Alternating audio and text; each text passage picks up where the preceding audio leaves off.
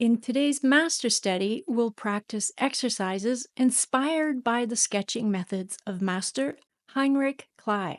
Find out how his approach to drawing might affect how you spend your art time. Master Heinrich Klei is known for his spontaneous, scribbly style. You may be familiar with Klei's series of monsters, anthropomorphic characters, and of course, the dancing elephants that inspired Walt Disney's Fantasia. The images for our exercises will be from what he called his scrapbook. These doodles were never intended to be seen by anyone, much less published. Sometimes he would draw in graphite or charcoal if there was a character he wanted to explore further before inking it. According to Marshall Vandroff, Master Klei would repeat sketches over and over as warm-ups and training, but the majority were drawn direct to ink, without an underdrawing, and from imagination, without references. He also produced more polished illustrations in pen and ink, oils, and watercolor. Check out Pete Beard's video to learn more about Master Klei's achievements. As always, links to the resources and the materials used in this video are in the description below. The goal for our practice today is to take the same approach as Master Klei. We're aiming to be spontaneous without overthinking and to let the imagination flow freely. It's not about correctness of technique or having a finished product. It's strictly training. Draw like no one's watching. The first step is to copy one of his scrapbook doodles. We'll start with an underdrawing to capture the main contour lines and some of the finding lines, keeping it loose.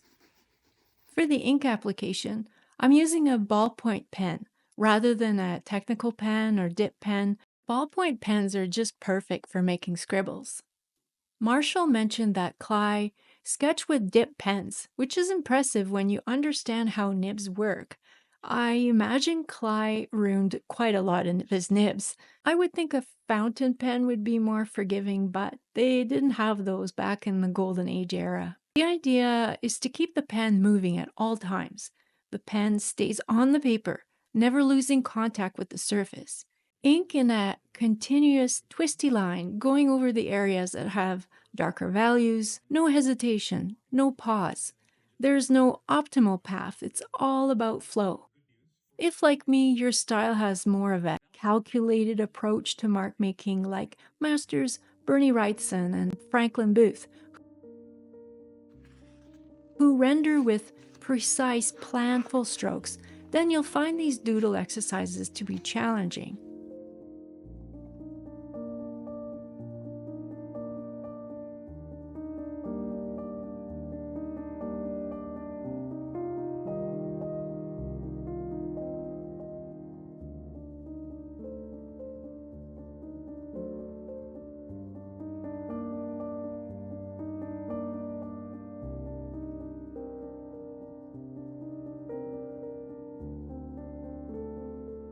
After copying Klei's work, immediately sketch a similar subject from imagination, direct to ink. Use the same method, a continuous line, keeping pen to paper.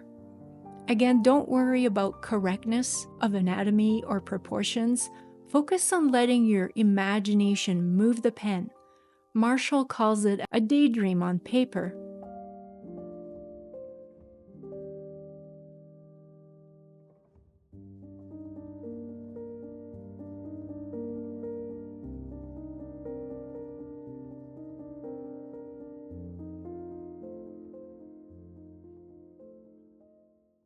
Then repeat the exercise with another image. Same process, but this time, instead of just copying, aim to capture the spirit of the doodle in an unrestrained manner. You'll note that Master Klei uses a lot of marks, but it looks effortless. The image appears like objects coming from a fog.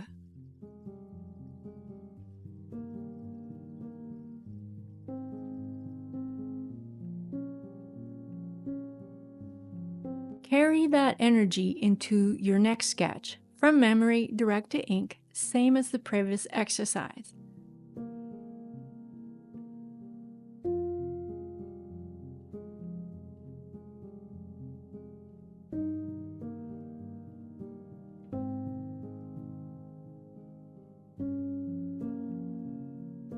Repeat this process as many times as you like.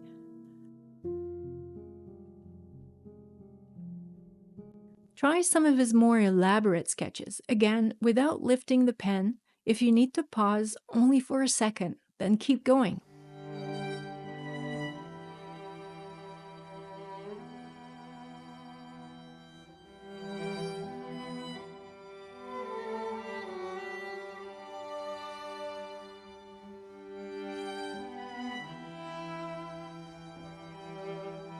Now that I'm more familiar with the process, I can shift my attention to how the master expressed the forms, values, and overall dynamics of the marks. For this underwater scene, Master Cly either wanted to convey the slow suspended movement of being pressed under the sea with this secondary set of animated lines here, or he simply inked all the finding lines. Either way, the effect is lovely.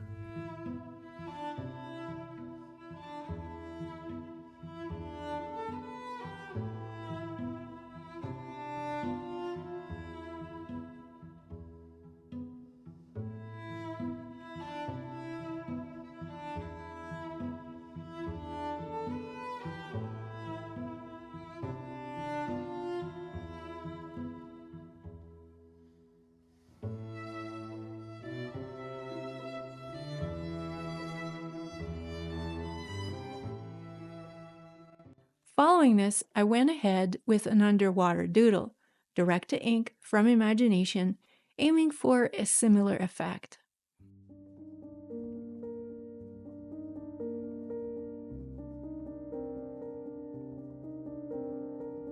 I also tried the same subject several times.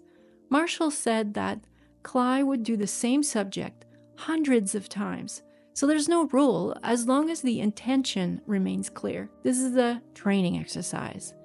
You won't get a well-drawn subject from doing this, but you'll get your ideas down quickly. The ideas that stand out can be further explored as thumbnail sketches, then you can refine those for your illustration projects. The key learnings from this master study of Heinrich Klei's doodle process are to dedicate more time to exploratory sketching and be more deliberate with where I focus my time. I'd say Klei spent the majority of his art time on training, which helped him refine his technique, thereafter applying his talent to final projects. What I mean is that his foundation is distributed like this. Most of his energy is on developing through repetition of ideas and has less concern on accuracy of technique, whereas most of us are over here, really focused on technique, the medium tools, and having a final product to show for. And so there's a lot less time left over for training and exploration. So my learning here is to be more deliberate about the distribution of where I spend my learning time. These exercises made me more confident with doodling from imagination. I wasn't worried about committing lines to ink because mistakes are encouraged and no one except you and me will ever see these. Regardless of our influences or artistic aspirations, I find it valuable to review our approach for continuous growth. I hope that you enjoyed today's lesson with Master Heinrich Klei. If you did, give it a like, subscribe for more. I wish you the best with your training, and I'll see you in the next one.